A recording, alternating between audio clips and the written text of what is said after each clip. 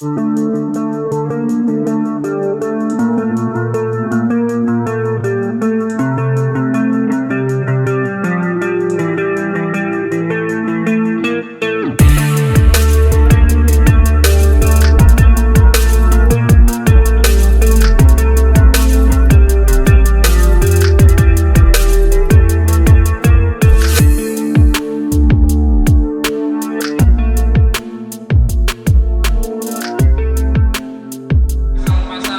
yang dijadikan sarana menjerat para aktivis jika menyampaikan pendapat dianggap pendapat hoax, Permana, Hidayat, Ali Baharsa, ini semua dijerat, termasuk Habib Rizik Syihab dijerat dengan ketentuan Undang-Undang Nomor 1 Tahun 2000 bukan?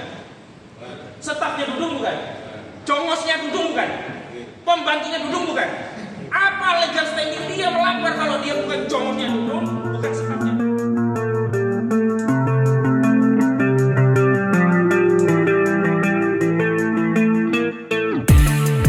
Assalamualaikum warahmatullahi wabarakatuh. Ya, apa yang terjadi di tahun 2021 ini sebenarnya cerminan apa yang sebelumnya pernah terjadi di 2020. Dan saya melihat refleksinya di tahun 2022 juga tidak terlalu jauh berbeda dengan apa yang terjadi di 2021. Maksudnya adalah bahwa kriminalisasi ulama ini akan menjadi menu harian di tahun-tahun berikutnya. Sebagaimana menu itu sudah menjadi menu utama di dalam proses pemerintahan di era Presiden Joko Widodo di tahun 2021 ini. Kenapa demikian? Karena begini, kekuasaan itu kan mereka butuh legitimasi, dan legitimasi itu kan dipersoalkan oleh dua otoritas. Pertama otoritas partai politik, yang kedua otoritas gerakan politik keumatan. Nah, kalau partai politik itu kritiknya bisa diselesaikan dengan pembungkaman melalui komitmen koalisi, bagi-bagi kursi. Kita tahu Gerindra tadinya oposisi, begitu selesai dikasih 2 menteri selesai. Nah, tapi kalau untuk ulama ini kan mereka bersuara bukan karena minta jatah ya, bukan minta bagian kursi kekuasaan, tapi karena perintah agama. Dan kapanpun ulama akan menyuarakan itu, dan rezim ini tentu saja akan membungkam ya muhasabah atau kritikan ulama tadi, karena itu berpotensi menggerus legitimasi atau kepercayaan masyarakat terhadap kekuasaannya. Dan itulah yang mungkin akan terjadi pada tahun-tahun berikutnya. Jadi apa yang dialami oleh Habib Rizik Syihab, Ustadz Farid Ahmad Uqbah, Ustadz Ahmad Zain An-Najah, Ustadz Anung Alamat itu juga akan lazim terjadi pada tahun-tahun berikutnya. Sepanjang memang rezim ini memiliki perspektif bahwa dakwah itu kejahatan, mengkritik ulama itu dianggap sebagai sebuah tindak pidana atau kejahatan. Maka ada istilahnya kan kriminalisasi. Sebenarnya bukan kejahatan, tapi dipaksa menjadi sebuah kejahatan. Dakwah yang hakikatnya kewajiban syariat, dipahami oleh rezim ini sebagai kejahatan. Modusnya bisa dianggap hoax, kebencian berpusat berdasarkan sara, bahkan sampai teroris. Nah, gitu. Nah, untuk masalah ekonomi, jadi faktor utama ekonomi itu kan sebenarnya modal ya, dan modal yang paling alami itu adalah modal yang disediakan oleh Allah Subhanahu wa taala melalui kekayaan sumber daya alam yang melimpah.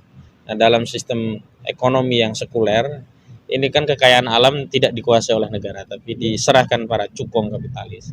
Maka terjadi apa yang kita sebut sebagai persoalan distribusi.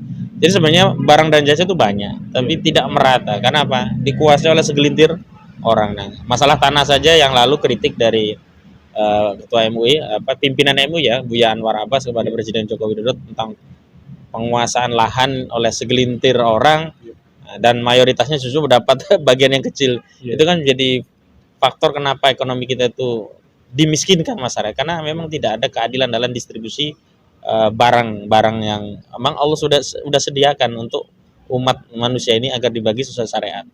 Tambang-tambang kita yang dikuasai oleh asing itu kan sebenarnya kalau dalam pandangan atau tinjauan syariat harusnya dikuasai oleh negara dan dikelola oleh negara, manfaatnya dikembalikan kepada masyarakat.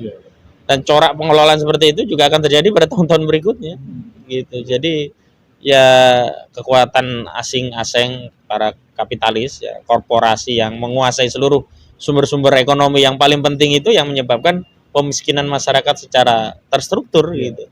Dan saya kira kalau sepanjang kita tidak mengubah sistem ekonomi kita menjadi sistem ekonomi yang adil, ya selamanya rakyat itu hanya kebagian menjadi kuli di negeri sendiri. Sistem ekonomi yang adil itu adalah sistem ekonomi yang mampu menjamin terdistribusinya barang harta di tengah manusia secara adil dan merata. Dan itu hanya ada pada sistem ekonomi Islam. Karena dalam Islam kepemilikan dibagi dalam kepemilikan individu, kepemilikan umum, dan kepemilikan negara. Nah, di dalam konteks barang itu menjadi kepemilikan umum, maka individu tidak boleh menguasai barang tadi meskipun dia punya modal banyak. Barang-barang seperti tambang, batu bara, minyak, gas, emas, intan, nah, itu semuanya terlarang bagi individu. Karena kalau individu yang menguasai atau korporasi, maka dia akan mengambil hak masyarakat dan itu terjadi kezaliman. Dan disitulah terjadi distribusi ekonomi yang tidak merata. Akhirnya apa? Barang-barang yang disediakan Allah Subhanahu Wa Taala untuk umat manusia akhirnya dikuasai oleh segelintir orang.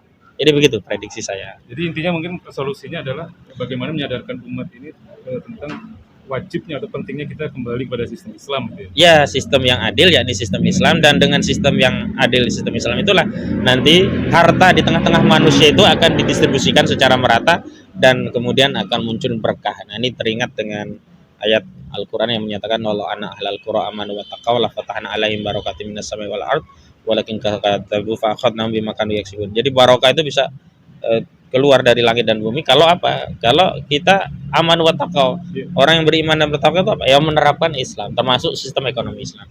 Baru berkah. Kalau tidak diterapkan Islam, nggak akan berkah, tetap tertindas begitu.